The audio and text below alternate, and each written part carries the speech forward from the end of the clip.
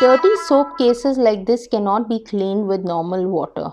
You'll need to take lukewarm water and let your soap cases dip in them.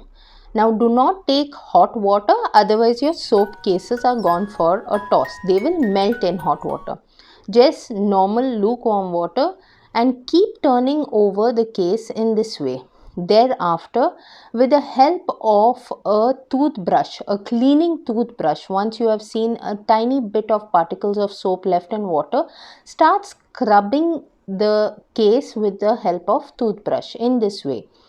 Do this action in the water itself, and once you see the water is turning translucent, you cannot see it clear anymore, then it's time to remove your soap case and clean it with normal water.